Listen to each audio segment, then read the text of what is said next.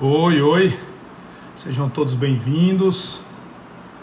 Então, estão me ouvindo bem? Gostaria de um feedback aí do áudio, como é que tá?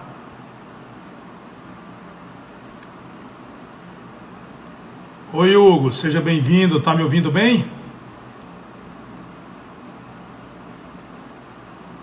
Ótimo,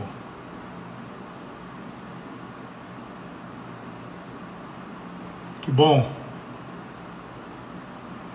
que bom. Lia, Lilia, Bianca, Estael, Maurício já tá aí, vamos chamar já. Ok,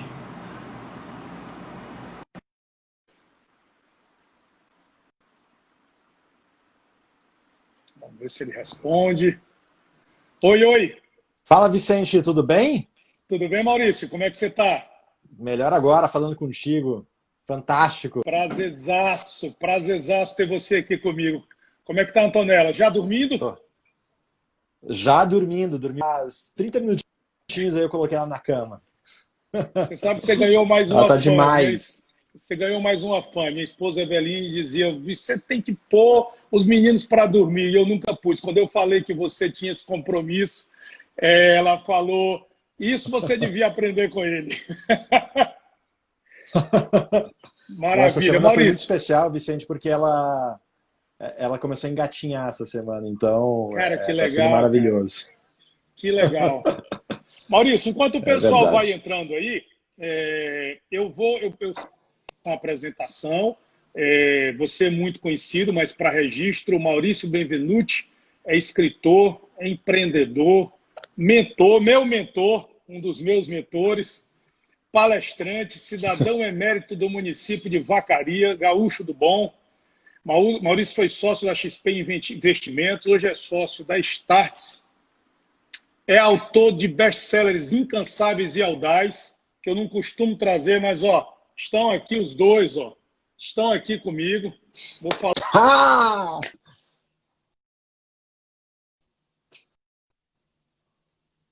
desses livros. Há 5 anos no Vale do Silício se tornou referência brasileira em inovação, sendo reconhecido no Congresso Nacional como personalidade brasileira de 2017. Também é colunista do jornal Estado de São Paulo e palestrante do TEDx. Cara, e também meu mentor e meu amigo. É um prazer, hein, Maurício, ter a sua amizade. cara, Você sabe que você tem um fã aqui, viu, Vicente, do seu trabalho. Sou muito fã do seu trabalho, hein? pô, eu te agradeço, cara. Vocês, aliás, você é um dos caras que a gente se identificou rápido nessa busca por descoberta, por autoconhecimento, por melhoramento, auto-melhoria profissional. Você, o Pedro, o Glitz, aliás, a turma toda, cara. Eu me identifiquei muito. E assim, você é um dos responsáveis por eu estar aqui fazendo isso, né? Essa questão de se reinventar, essa questão de buscar, de se descobrir. E como é que eu estou fazendo aqui, Maurício? Eu estou organizando um roteirinho, tá? Para explorar o máximo do conhecimento de vocês, para tentar trazer o máximo de que você puder nos ajudar a dividir com as pessoas que me conhecem, que me acompanham. E aí eu vou fazendo aqui um roteirinho, vou lendo algumas perguntas que eu fiz, e a gente depois, se der tempo, a gente vai Ótimo. trazendo as perguntas das pessoas. Agora, tem uma coisa legal que é o seguinte, cara. Fantástico. Esse livro Incansáveis aqui, eu relato um negócio interessante. Ele é de quando? Ele é de 2017, Maurício? 18? 2016, 16, Incansáveis 2000, 2016. 2016. Cara, esse livro para mim foi um livro muito marcante, porque eu estava também numa loucura para redescobrir, para crescer, e foi a primeira vez que eu vi alguém escrever de maneira tão didática, tão assim, assertiva. Você trouxe conceitos do novo mundo, você trouxe inovação, você trouxe cultura de empresas com a maestria, cara, que eu não conhecia. Conhecia fragmentos na literatura. Isso você realmente tem um diferencial e acho que isso te catapultou para o mundo. Eu queria abrir assim, fala um pouquinho como é que foi essa tua experiência, como foi esse teu caminho até você chegar aí. Conta pra gente um pouquinho. Ô, Vicente, depois de ter passado 8 anos e meio como sócio da XP, trabalhando no mercado financeiro e trabalhando praticamente sem folga, sem férias, né? Mercado financeiro é uma escola, mas ele suga, né, pela intensidade. Chegou uma hora que eu me vi num momento de me reinventar, estava na hora de buscar um desafio novo. Então, tomei a decisão de sair da XP no final de 2014, e aí eu pensei, se é para eu me reinventar, deixa eu ir para onde as coisas estão acontecendo. E aí eu embarquei para o Vale do Silício, né, justamente com essa cabeça de ficar um ano lá, para absorver o máximo de novidades da região, para depois voltar para o Brasil e aplicar os meus conhecimentos no Brasil. Fato é que eu fui para ficar um ano, acabei ficando 5. Minha casa está lá, enfim, minha vida hoje está no Vale. Mas o que foi interessante, Vicente, dessa história toda? Quando eu cheguei no Vale, eu tomei um choque. Um choque no sentido de a forma como se criam as empresas do Vale. O Vale do Silício é uma região da Califórnia, né, onde foram criadas boa parte das empresas que hoje a gente usa. Google, Apple, Netflix, Tesla, Uber, Airbnb, Salesforce, HP, são todas empresas que nascem naquela região. Então é uma região que naturalmente ela desafia a normalidade das coisas. E quando eu comecei a conhecer essas empresas e os profissionais dessas empresas, Vicente, eu comecei a ver, caramba, essa turma aqui vem com conceitos de construção e gestão de negócios muito diferentes dos conceitos que eu aprendi na academia, que eu aprendi na minha pós-graduação e que eu aprendi na própria aplicação dos conhecimentos que eu tinha na minha empresa anterior. Isso se ressalvando que você já era um cara que já tinha construído algo grande, que já tinha participado de uma coisa que tinha dado certo. Vocês já tinham reinventado. A XP já era um case de sucesso. Já era um case de sucesso. Mas mesmo assim, olha que interessante, mesmo assim eu me vi com uma necessidade iminente de reinvenção. Para mim estava muito claro, Maurício, se você quer se manter na vanguarda do que você faz, você vai ter que desaprender alguns conceitos que te trouxeram até aqui, que foram importantes para a tua trajetória, mas que não servem mais, e vai ter que abrir espaço na tua vida para aprender conceitos novos. Então, Vicente, 2015 foi um ano muito importante para mim, porque eu me vi com 33 anos na época, com toda a bagagem de ter participado da construção de uma empresa bem-sucedida no Brasil, de ter estudado, feito pós e tudo mais, eu me vi começando do zero. Recomeçando a minha vida profissional do zero, porque para mim estava muito claro, Maurício, existe uma nova forma de se construir negócios, de se gerir negócios, e você tem que aprender sobre isso. E aí, nessa ânsia, nessa busca de aprendizagem, Vicente, eu comecei a mergulhar no ecossistema do Vale, a conhecer pessoas, a participar de meetups, a participar de workshops, de reuniões, de eventos, de conferências. E o Vale ele é muito intenso. Praticamente você vive uma semana em um dia. É verdade, então eu chegava em casa à noite e falava para minha esposa, eu disse, Natália, hoje eu conheci tal pessoa, tal empresa, isso, e eu comecei a ficar com muito medo de perder o que eu aprendia. De esquecer, era tanta coisa bacana que eu comecei a criar uma rotina. Você trabalha demais lá, né? Você mergulha muito profundamente. Os dias que eu passei lá foram muito intensos. É muita intensidade, impressionante. Assim, das 8 da manhã até a noite é intensidade. E tudo colabora. O Vale do Silício tem um capital intelectual altíssimo, então você está do lado de alguém, você quer sugar o que aquela pessoa tem, porque ela vai te fazer melhor. Querendo ou não, é um custo de vida elevadíssimo, então todo mundo que está lá está pagando um preço muito alto para estar lá, então time is money, todo mundo sabe que tem que ser rápido, tem que fazer valer o tempo que está lá, então por isso que... E é muito colaborativo também, né, Maurício? É muito colaborativo, então as pessoas são muito, muito generosas, né? Exatamente. E aí, só para costurar a questão do livro, Vicente, então eu comecei a ficar com medo de perder o que eu aprendia, por conta dessa característica que o Vale tem de intensidade o tempo todo, e eu criei uma rotina, sempre antes de dormir, pegava meu laptop e escrevia uma espécie de o que eu conheci hoje. Conheci tal tecnologia, tal pessoa, tal inovação. Legal. E eu fiz isso ao longo de todo o ano de 2015. E aí, em 2016, esse meu rascunho já tinha mais de 100 páginas.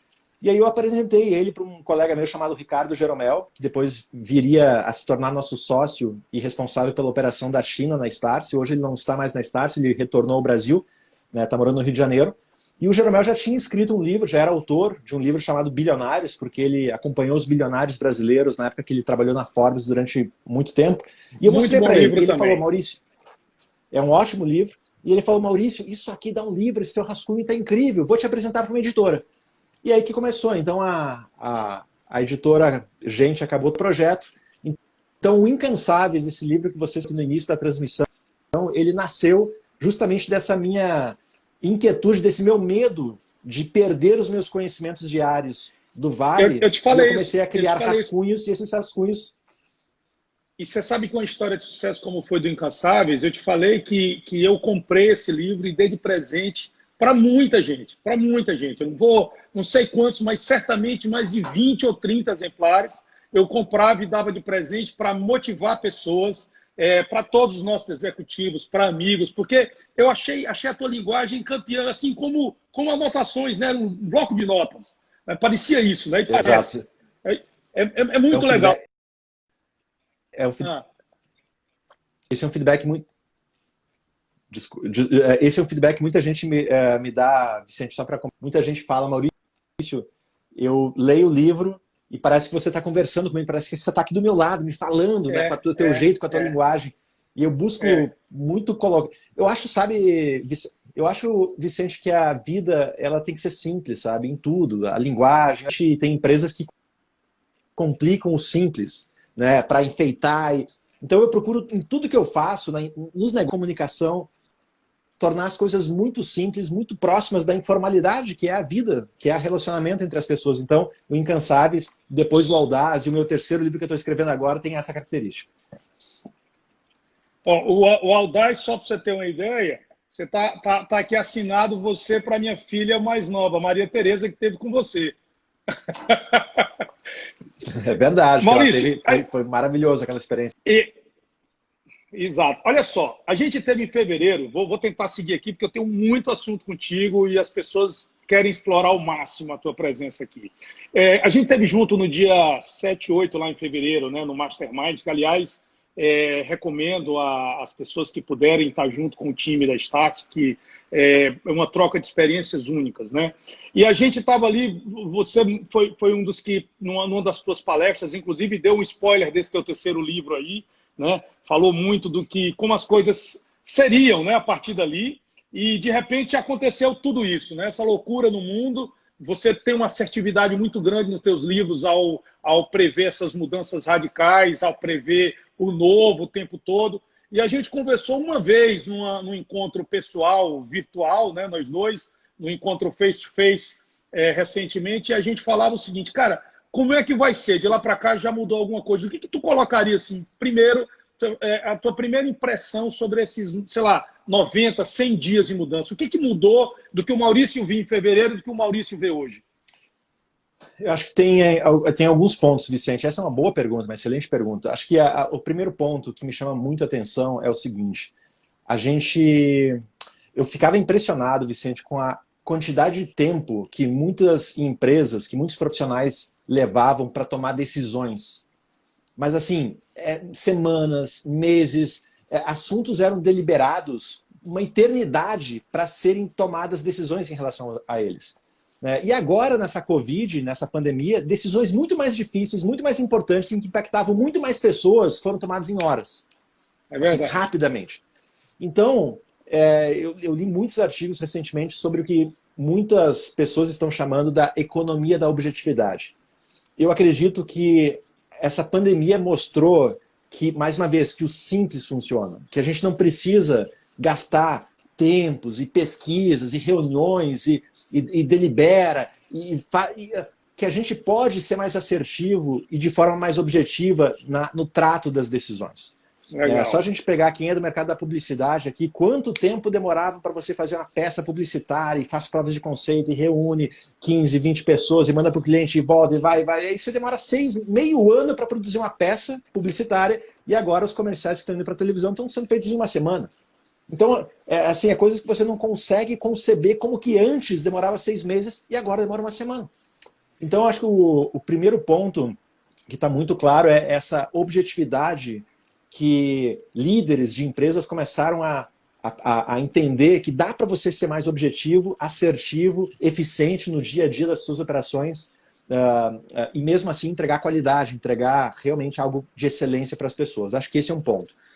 O segundo ponto é a digitalização, que a gente já vem falando, Vicente, né, há muito tempo, a consciência digital. Eu acredito que o profissional que tiver essa consciência de que pensar digitalmente acaba dando uma vantagem competitiva, eu acho que isso é fundamental. A grama do vizinho hoje não é mais verde que a nossa. A grama do vizinho hoje é digital. Enquanto a gente está ali colocando orvalho para deixar a grama verde, o camarada do lado está com a grama cheia de bits. Então, a consciência, o ser humano é um ser que pensa analogicamente por natureza. É um ser analógico. Pô, se eu tenho um vendedor que faz R$ 1 milhão por mês, 2 vendedores fazem R$ 2 milhões por mês, 3 fazem 3, 4 fazem 4. A gente pensa de forma linear, é da nossa natureza. Mas a consciência digital nos leva a pensar, pô, se eu tenho um vendedor que faz R$ 1 milhão por mês, se eu tiver aqui, de repente, usar uma ferramenta tecnológica, eu vou poder fazer 10 milhões, 15 milhões, 20 milhões. Então é a consciência digital, é entender que a tecnologia ela pode potencializar o trabalho do ser humano. Acho que esse é o segundo ponto. E para colocar um terceiro ponto aqui, Vicente, fechar aqui um tripé, eu acredito demais, uma vez que tecnologia está cada vez mais acessível às pessoas, às empresas, está cada vez mais barato, o acesso é maior, e naturalmente isso acaba levando a tecnologia a se tornar uma commodity de forma mais ou menos intensa, dependendo do mercado. O grande diferencial, o que diferencia qualquer estrutura, qualquer empresa, qualquer corporação, chama-se pessoas. Eu acredito muito que a gente está na era das pessoas. É tecnologia humana, é tecnologia que está aqui dentro. Assim, qual é a maior patente que você pode construir hoje na vida? É você se cercar das pessoas mais talentosas que existem. Essa é a melhor forma de você blindar o teu negócio contra...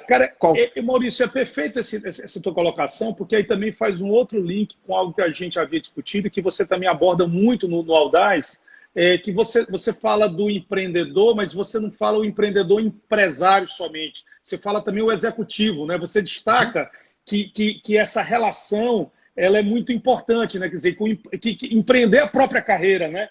Você dá esse destaque muito forte. E você fala que o desconforto é o que leva ao crescimento, sabe? Isso você aborda com muito, vamos dizer assim, com muita propriedade em todo o livro, né? E hoje a gente vê isso muito, muito forte, né? Exatamente, é só você ver. Olha o que o desconforto causado por uma pandemia, sob o ponto de vista de negócios, não de saúde é uma outra questão que tem que resolver, enfim, mas o desconforto que essa pandemia causou para empresários, líderes, profissionais, é o que tem gerado todas essas inovações que a gente tem visto nos últimos 60 dias. É o que tem feito restaurantes criarem deliveries cada vez mais eficientes, é o que tem feito lojas físicas criarem e-commerce. Deixa eu colocar aqui uma coisa, nem está no meu script, mas eu acho que é interessante. Eu me lembro que a gente também falava, inclusive em um bate-papo, uma palestra tua, você falava o seguinte, cara, a gente começou do mobile, a gente veio do mobile first, hoje a gente está no voice first, né? Você estava se discutindo que a concepção vinha da voz, você trouxe um troço até que pela primeira vez eu pensei, caramba, faz todo sentido, que não importa mais a visualização das marcas, mas sim o som das marcas, né? Porque o próprio desenvolvimento, você trouxe um comparativo da Alexia, da nova tecnologia de compreensão, né, de termos vocais. E aí, a pergunta é o seguinte, essa eu estou trazendo agora. Agora é o delivery first? É o time do delivery first? Nós temos que pensar isso? Ou esse troço vai passar? Ou volta tudo e segue o baile? Não, eu acredito, Vicente, que acho que assim, analisar, acho que para analisar isso a gente tem que pensar da seguinte forma. O fato é que a pandemia criou um novo canal às pessoas. Porque o que a gente viu foi inúmeras pessoas que, por exemplo, nunca tinham comprado algo pela China. Por conta da pandemia, compraram pela primeira vez. Terceira idade, que era a faixa etária menos digitalizada da economia, se digitalizando muito nessa pandemia para poder falar com seus amigos, pagar suas contas.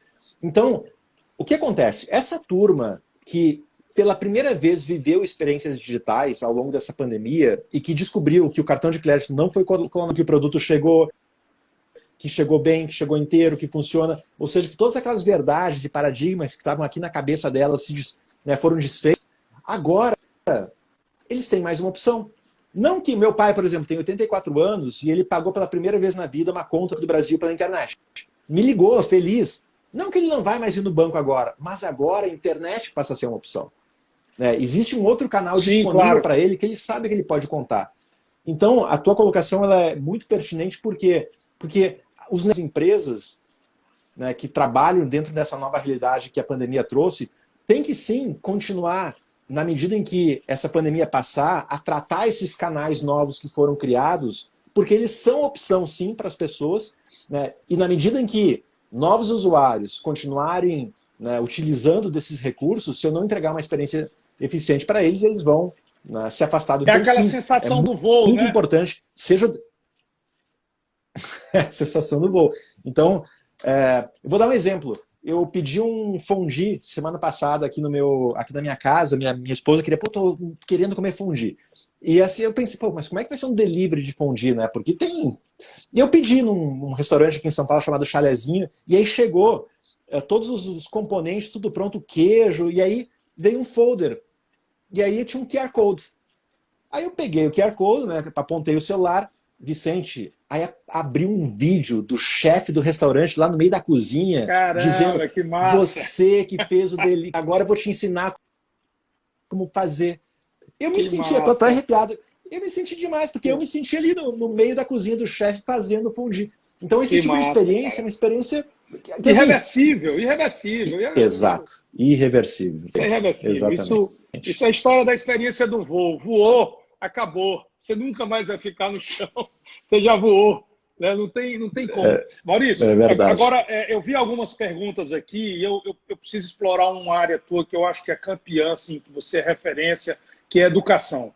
Você é um cara que tem a tua ida para o Vale te fez criar, junto com a turma toda da Startse, um histórico de educação empresarial, te fez criar um histórico de mentoria, mas você também tem uma história particular que eu acho que é muito legal, que você contou para mim pessoalmente, a gente almoçando, da tua dedicação com aculturar crianças, com ajudar os beneficentes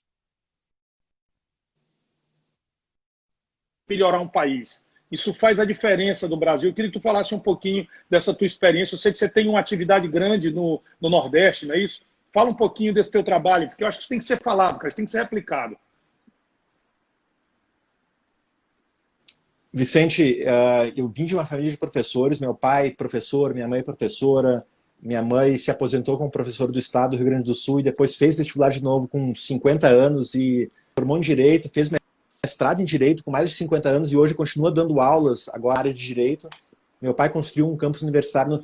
Então, eu cresci num ambiente de profundas discussões em relação à formação do ser humano, né, dentro de casa, desde que me conheço por gente. Então, a educação faz parte da minha vida e querendo ou não, o que a gente faz hoje profissionalmente na Startse é educar as pessoas. Né? Então, eu fico muito feliz de ter dado a vocação dos meus pais e é uma honra poder seguir o que eles faziam.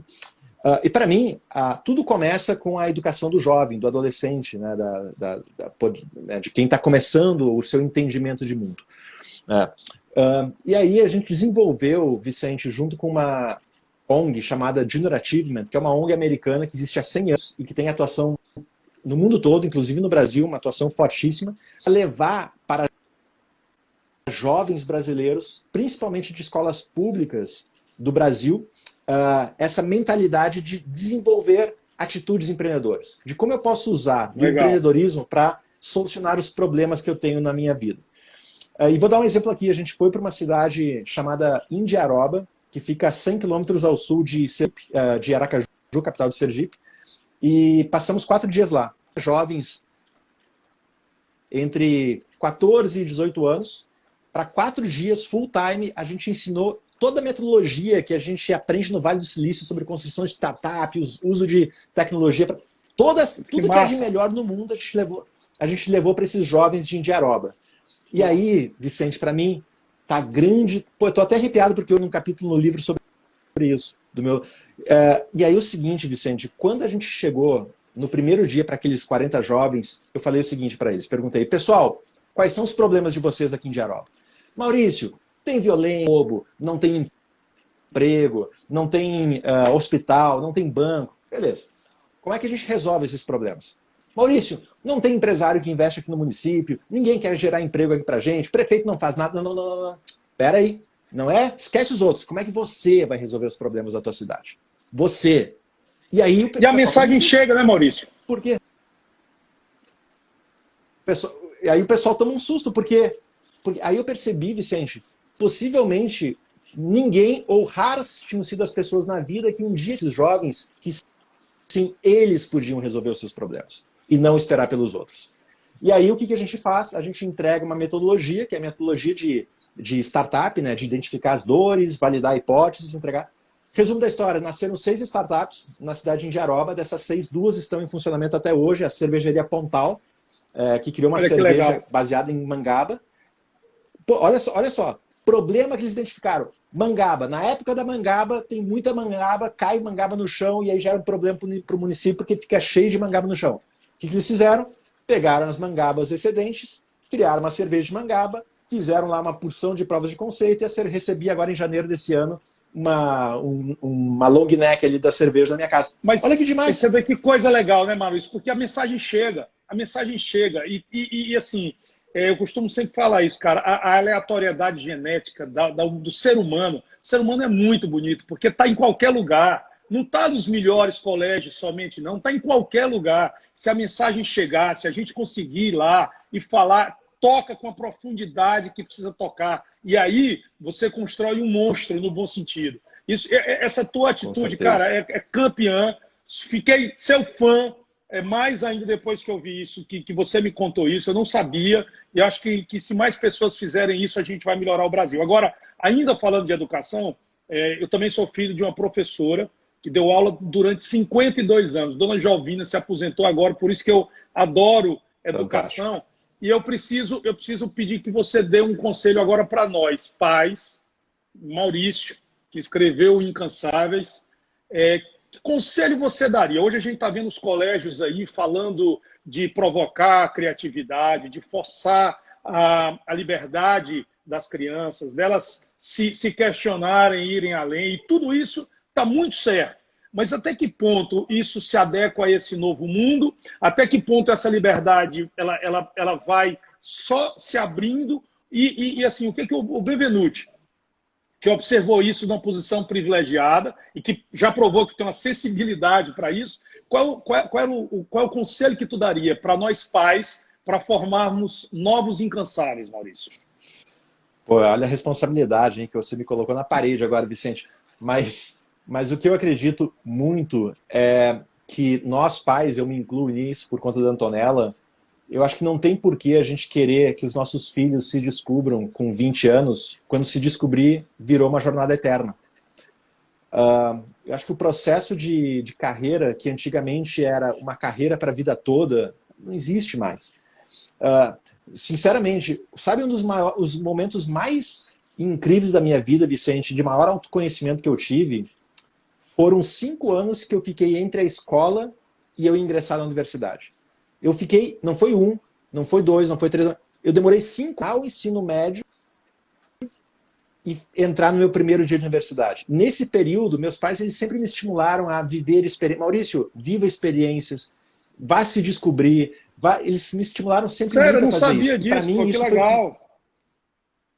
Eu queria ser médico, fiquei 2 anos e meio estudando medicina, aí desisti no meio do caminho porque eu vi que medicina não era para mim, tentei ser advogado, tentei até ser músico, Vicente. Eu fiquei um tempo da minha vida rodando bares do Rio Grande do Sul, tocando, porque eu achava que era isso. Eu fiquei vivendo experiências. E esse momento, Vicente, foi marcante para mim, porque ali eu me descobri, quando eu comecei a conviver um pouco com tecnologia. Eu disse, cara, isso aqui é algo que faz realmente o meu pulso pulsar mais forte. Então, eu assim, acho que o conselho, se tivesse que dar mas assim, o que eu vejo não tem porquê nós pais colocarmos pressão nos filhos para com 18 anos, você tem que se descobrir e descobrir o que você quer ser a vida inteira. Legal. Não existe mais isso. Antigamente, há 20 anos atrás, era muito comum, quando um médico se formava, um advogado, um administrador de empresas, com 20 e poucos anos se formando, talvez se você apontasse para ele e falasse, olha, daqui 25 anos você vai estar em tal lugar, a chance de você acertar, Vicente, era muito grande. Porque as carreiras eram lineares, era muito previsível. O método de construção de carreira era muito linear. E o conhecimento era encapsulado, né? O próprio conhecimento era encapsulado e limitado, né? Você estudava engenharia durante 6 anos e aquilo te valia por 30, né? Hoje, quanto tempo te vale, né? O conhecimento. Então, eu acredito muito que as carreiras elas estão cada vez mais sendo encurtadas e o que eu digo é que você vai viver muitas carreiras dentro de uma vida, né? Então, eu acho que é assim, mais importante do que você querer se descobrir rápido é você viver experiências e na medida que você vai se identificando com essas experiências, você for construindo, né, valor em cima delas. Né? Valor em termos de uma profissão, ou de um negócio, ou de um empreendimento. Então, acho que se eu tivesse que falar alguma coisa, eu falaria isso. É isso que eu acho que faz encantador a forma simples que você coloca aquilo que parece complexo para algumas pessoas, né? Descubra-se, permita-se, né? Teste, corrija rápido, mude o curso, faça de novo, né? Agora, Maurício, vamos entrar, estamos com o tempo aqui voa, né, cara? Vamos entrar agora num papo que eu gosto muito e que uma vez te provoquei, que é mercado automobilístico, que é futuro, e vamos falar um pouquinho de leilão lá na frente, que eu quero ouvir tua opinião, mas eu quero começar falando o seguinte, mercado de veículos, ele é muito intenso, ele é muito sensível e impacta muito no comportamento da gente. Então, vamos tratar ele por duas formas, comportamento e tecnologia, certo? Primeira pergunta que eu jogo aqui para o Benvenuti é o seguinte, mercado de veículos, mercado automobilístico, o que acontece com ele daqui para frente? A gente vinha num movimento claro, eu estou falando primeiro só de comportamento, não de tecnologia. A gente vinha num car sharing, a gente vinha nos aplicativos, a gente vinha na locação específica por pouco tempo, a gente vinha até no compartilhamento, na carona, a gente vinha numa geração que não queria ser dono do veículo. Aí, de repente, você tem um vírus que pode mudar isso, dizendo o seguinte, não, eu não quero mais compartilhar, eu quero me preservar. Ao mesmo tempo, você tem uma mudança na sociedade onde você passa a ter o home office. E a possibilidade de haver uma saída dos grandes centros e a pessoa mora longe. Volta a precisar de um carro porque você não tem o mesmo meio de transporte. Que confusão é essa, Maurício? Ajuda a gente a entender aí. Não, mas você colocou os pontos exatamente como eles estão se mostrando. Para a gente se valer de fatos, né, de países que já estão avançados em relação à pandemia, em relação ao Brasil, a China, por exemplo, e a Coreia do Sul são países que mostraram um aumento no consumo de automóveis carro zero comparado ao ano passado enorme pós-pandemia. E eu imagino, é plausível a gente imaginar, Vicente, que isso se deve justamente a vários desses fatores que você mencionou. A gente entrevistou aqui há anos atrás Nizam Guanais, que é um dos grandes publicitários do Brasil, mais respeitadas no mundo dentro desse segmento. E ele falou que... e ele é muito lúcido, tem uma visão muito grande de mundo. Higiene. E ele falou justamente que ele deu o exemplo das companhias aéreas, mas que a gente pode trazer aqui para a conversa sobre automóveis. Ele falou, olha, pessoal, eu acredito talvez que as companhias aéreas que durante anos sempre se venderam como eu sou mais segura, ou eu sou mais veloz, eu sou mais rápida, talvez um bom argumento agora para você vender um ticket aéreo seja, eu sou a companhia aérea mais higienizada. E você é aquela que vai garantir que você vai entrar e vai sair sem contrair nenhum tipo de vírus, de doença, nada. É plausível a gente imaginar que vai acontecer isso. E quando a gente leva para o mercado de automóveis, isso explica possivelmente o acontecido na China e na Coreia do Sul em relação ao aumento do número de automóveis zero sendo vendidos, porque as pessoas começaram a colocar na balança isso tudo. Né? Ride sharing, eu vou entrar num carro compartilhado, mais 30 pessoas andaram, isso é um problema hoje. Pois é. A mudança, as pessoas vivendo... Então, Vicente, assim, trazendo fatos para elucidar essa conversa, assim, o que a China e a Coreia do Sul, que são países adiante do Brasil em relação à pandemia, já mostram um aumento que não havia ocorrido nos últimos anos em relação à compra de carros zeros. Então assim, isso me parece também que é uma tendência, né? Me parece que é uma tendência. Aí eu faço agora uma pergunta também para provocar, que acho que você tem uma visão muito atual, que é a questão da tecnologia. A gente estava também com dois processos tecnológicos bastante desenhados no mundo automotivo. A questão da eletricidade. Esse já está consolidado e parece que em vários países do mundo, inclusive, já com timeline, com deadline de encerrar, não produzir mais. Né? Então, a parte do carro elétrico está consolidado. A outra questão da autonomia, né? O carro autônomo, que parece também vir aí como uma coisa, como um fato irreversível, né, no mercado. Você acha que isso sofre alguma coisa com essa mudança de comportamento ou não? Ou isso não é afetado? Vicente, trazendo mais uma vez fatos aqui para tentar trazer a conversa mais para a realidade. a Ford, quando anunciou os dados do primeiro trimestre desse ano, né, o resultado dela de janeiro a março, né, indicando já uma queda, ela colocou dentro do relatório que ela divulgou para os acionistas uma cláusula sobre a sua divisão de carros autônomos. E ela falou, tá, nossas inovações referentes à autonomia, à direção autônoma, para a partir de 2021, eles já estavam querendo lançar alguma coisa esse ano, então pelo menos um ano o projeto de carros Ford foi adiado, né, as inovações, porque eles entenderam que as prioridades da empresa agora são outras. Por conta de todas essas mudanças que a gente está vendo, eles tiveram que readequar. Então, o que eu acho, na minha visão, que tende a acontecer, Vicente, acho que hoje a prioridade de muitas companhias que estão desenvolvendo carros autônomos talvez tenha sido afetada pelo comportamento que a pandemia trouxe às pessoas. E aí eu acho que no Brasil, Maurício... Os carros autônomos continuam sendo, sim, uma... Tem um outro componente que eu queria colocar, que é o seguinte... Não, Tá, conclui. Tá um delay, mas conclui.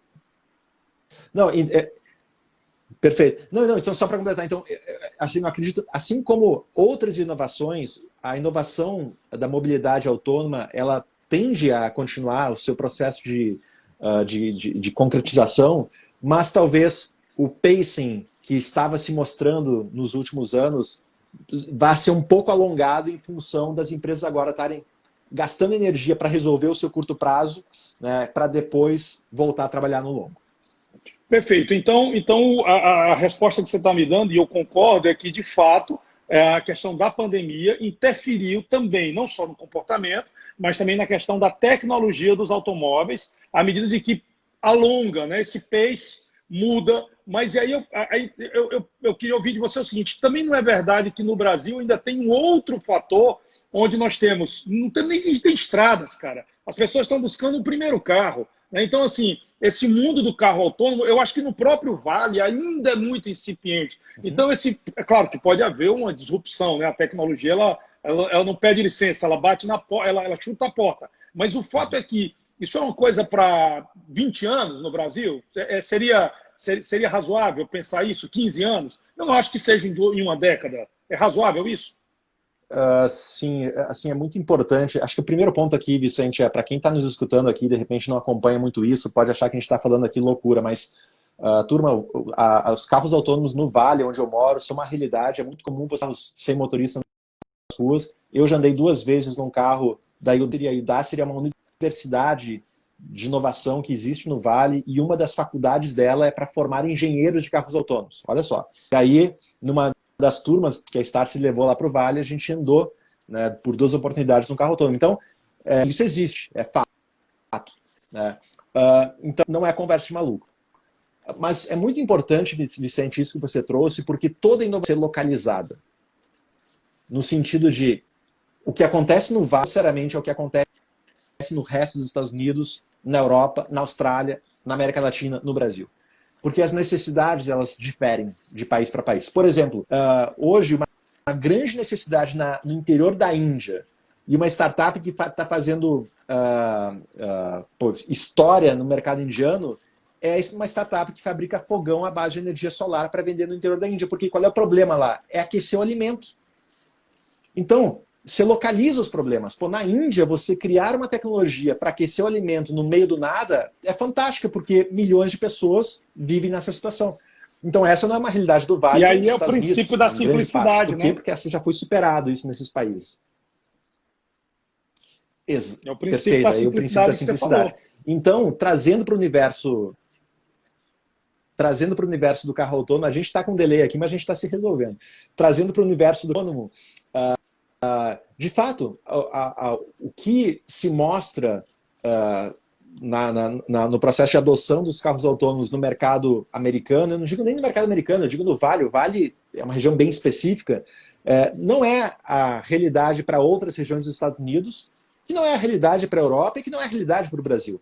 Então, o pacing de adoção que a gente vai ver no Vale vai diferir dos Estados Unidos, que vai diferir da América Latina e que vai diferir do Brasil. Então, sim, como você falou, eu não sei se vai ser 10, 15, 20 anos essa diferença, isso no futuro vai nos mostrar, mas sim a necessidade de localização, ela faz com que esses times, esses pacings sejam diferentes, né, de um país para outro.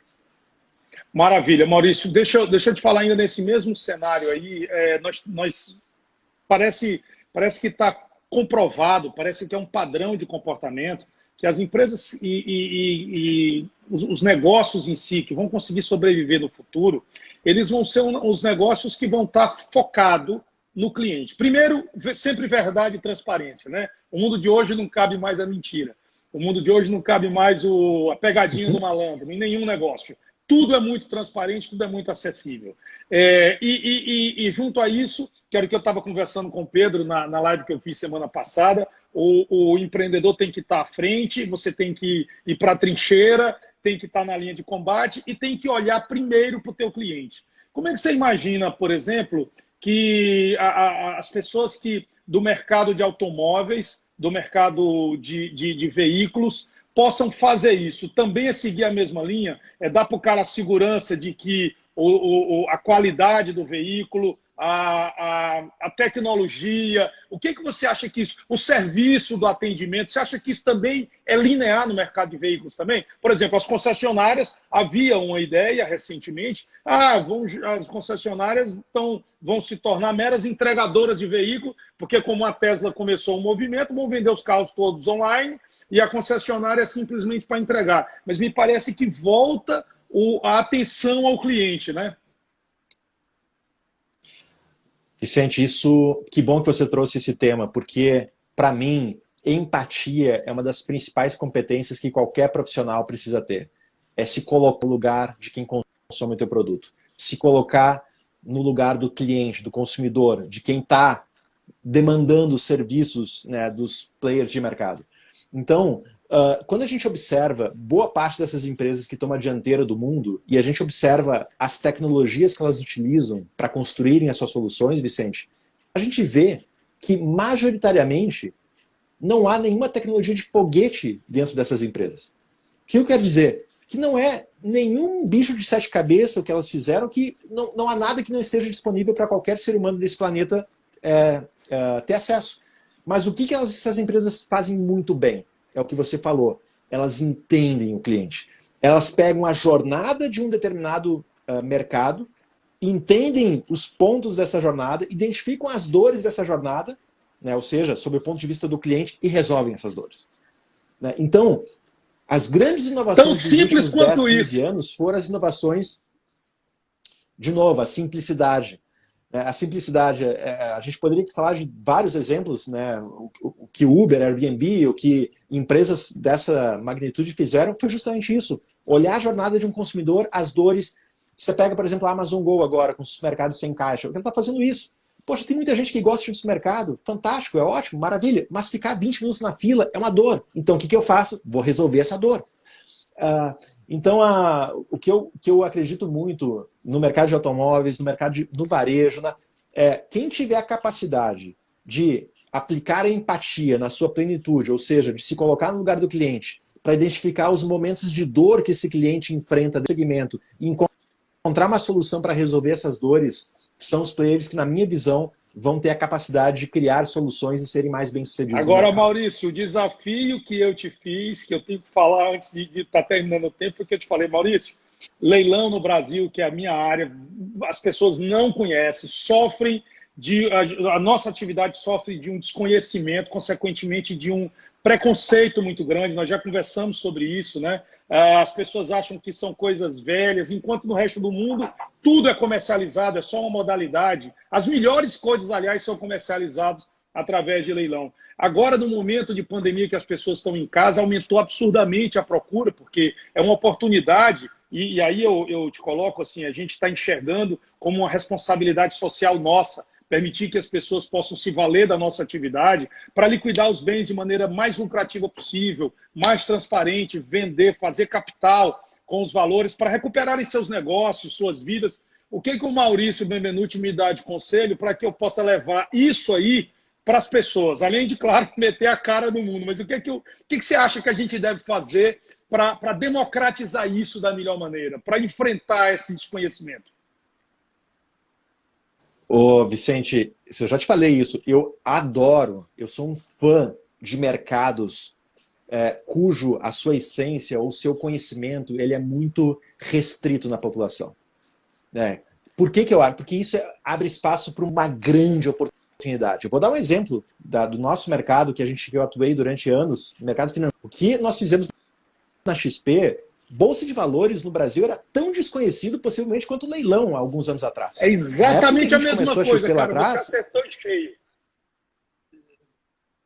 falar em Bolsa de Valores, eu lembro quando eu saí da minha empresa parceira da IBM, na época que eu estava para entrar na XP, o meu pai, Bolsa de Valores, mas você tá maluco? Porque havia um desconhecimento muito grande há 15 anos atrás, 16, 17 anos atrás. E quando tem um desconhecimento, Vicente, existe uma oportunidade de fazer o quê? Ensinar, educar as pessoas, mostrar as vantagens, criar consciência em relação àquilo na população. E aí você tem um mar de potenciais soluções e portas que se abrem na tua frente incríveis. Então, a XP, boa parte do seu sucesso se deve ao desconhecimento da população, ao fato de a gente criar uma empresa de educação para educar essas pessoas e tornar o desconhecido conhecido, e a gente criar uma corretora para fazer esses alunos que se tornaram capacitados consumidores do nosso produto. Então, trazendo para o mercado de leilões, olha que maravilha! Existe um desconhecimento, uma oportunidade de eu capacitar essas pessoas para que elas conheçam sobre esse mercado, que tem uma série de vantagens, e eu tenho um negócio aqui que capitaliza essas pessoas agora capacitadas a se tornarem consumidores desse produto. Fantástico. Olha, se você quiser um sócio aí, então, eu me candidato. Eu te garanto uma coisa, você é o sócio ideal. Já é. Você já é. Cara, agora, olha, nós estamos com pouco tempo e eu vou te falar um negócio. Eu vou revelar uma coisa aqui para todo mundo. Que o Maurício é um cara muito disciplinado. Ai. Eu não sabia que você era muito disciplinado assim. Mas a gente estava no nosso encontro em São Paulo e você falou que eu escrevo tantas horas por dia, eu faço isso e tal. E você fez um negócio que você escreveu uma carta para você no futuro. Então você falou, hoje é fevereiro de 2021. Em 2020 eu fiz isso, eu brinquei com a Antonella no aniversário dela tal, eu terminei meu livro e tal. Você escreveu como você queria o teu ano de 2020 e nos fez escrever essa carta, lembra? Todos escrevemos a carta para nós mesmos, que nós vamos abrir ela em fevereiro de 2021. Eu não revelei isso para as pessoas, não. Mas eu vou te revelar uma coisa. Você sabe que eu já escrevi uma carta para mim há exatos 30 anos atrás? Não acredito. E eu tenho ela comigo, e ela foi, inclusive, recentemente, alguns sócios, alguns parceiros, alguns amigos conhecem a carta.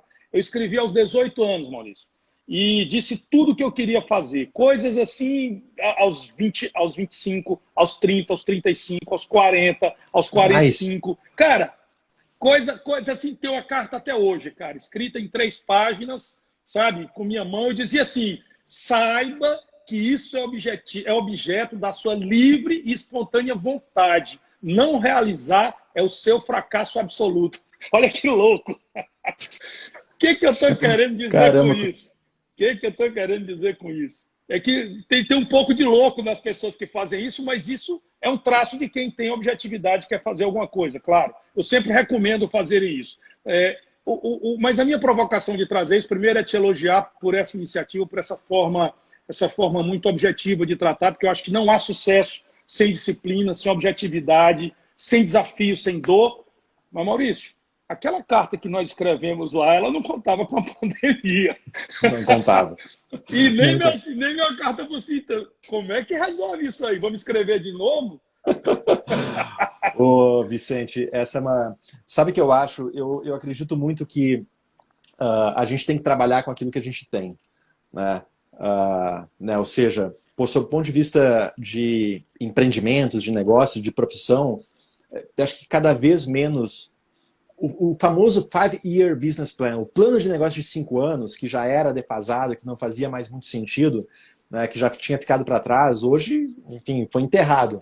E a gente vê cada vez mais empresas e profissionais buscando trazer mais para o curto prazo as suas ações e se valer de dados que eles têm acesso, que têm condições de ter acesso. Então, minha forma de trabalhar, eu sempre projeto os meus inícios de ano, sempre colocando visões muito amplas, como aquele exercício que a gente fez, né? Esse exercício que você mencionou é chamado Vision Write. Quem quiser aqui fazer, na internet tem Vision Write, que traduzindo escrita, visão da escrita.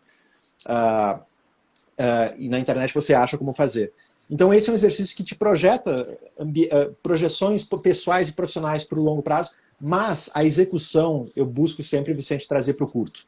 Né? Para o curto prazo, porque hoje você tentar projetar o que vai acontecer lá no final de...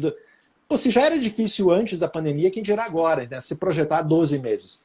Então, projeta visões macro, pessoais e profissionais para 12 meses, mas projeta a execução, que é o curto prazo, para o micro, né? Para o agora, para o imediato, que é o ambiente que a gente tem condições de ter as informações que nos cercam. Cara, eu tenho 1 milhão de perguntas aqui que chegaram, tá, para você, mas o tempo está acabando e eu não quero ter nossa live interrompida antes de dizer para você que você é um dos caras mais queridos e um grande profissional que eu tenho orgulho de estar perto, sabe, de privar da amizade, de privar dessa oportunidade de trocar experiências. Aliás, eu tenho muita facilidade em me tornar fã de pessoas que têm comprometimento com causas boas. Eu queria te agradecer imensamente, Maurício, a oportunidade desse papo aqui. Sabe, você me ajuda pra caramba quando a gente bate papo junto, dizendo vai em frente, te provoca. E eu só tenho a te agradecer. Você é um dos grandes profissionais que o Brasil tem, um dos grandes cidadãos que o Brasil produziu. E eu queria te dar aí 3 minutinhos aí que eu tenho ainda para você falar o que você quiser, cara. Ô, Vicente, assim, faço das suas palavras as minhas. Eu admiro demais pessoas que realmente ousam, que criam, que fazem. E mais do que isso, pessoas que têm um lado humano ímpar, único, singular.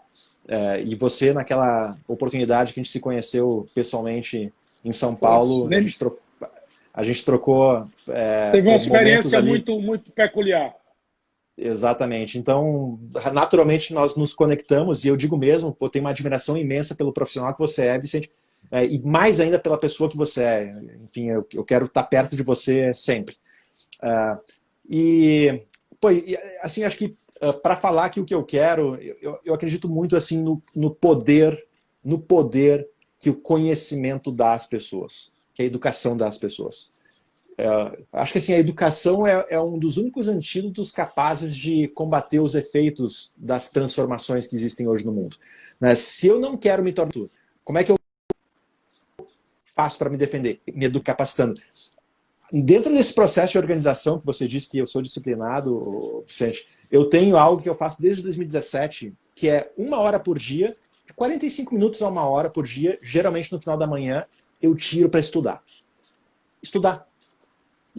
Eu entro, a partir do Google, o mundo se abre e eu, em 10 minutos de pesquisa na internet, eu estou lendo artigos de Oxford, de Harvard, de professores renomados, de prêmios Nobel. Então, não existe hoje limite para o conhecimento. Não existe. Hoje você tem acesso a praticamente tudo que você quer, tudo que você precisa, possivelmente de graça, né, na internet. Por isso que não tem mais porquê, Vicente, hoje você esperar para se tornar um profissional melhor, esperar aquele MBA que você vai fazer daqui 6 meses, porque enquanto 6 meses o teu camarada que está concorrendo contigo do teu lado está se tornando melhor agora, nesse exato momento, hoje mesmo. Eu acredito demais no poder da educação, no poder do conhecimento, no poder que isso tem de transformar as pessoas e principalmente no mundo acessível, cada vez mais acessível que a gente vive hoje, que não existe mais limite para o conhecimento, depende só de cada um de nós desenvolvermos essa capacidade de nos tornarmos autodidatas implacáveis, mestres em aprender sozinhos, pessoas capazes de aprender por contato fundamental atualmente. Show, cara! E vamos agora fazer a nossa promessa para o futuro. Você vai mudar o Brasil com a educação e eu vou te ajudar a fazer isso. E vou fazer, sim, uma democratização e tornar o leilão acessível a todo mundo, contando com pessoas como você, cara. Um grande abraço, Maurício. Obrigado mais uma vez. Obrigado a todas as pessoas que estiveram aí conosco. Obrigado a todos vocês que nos acompanharam. Eu acho que assim a gente vai juntando um acervo de boas ideias. Um grande abraço, Maurício. Obrigado. Valeu. Hein? Obrigado, Vicente. Tchau. Obrigado, pessoal. Tchau, tchau.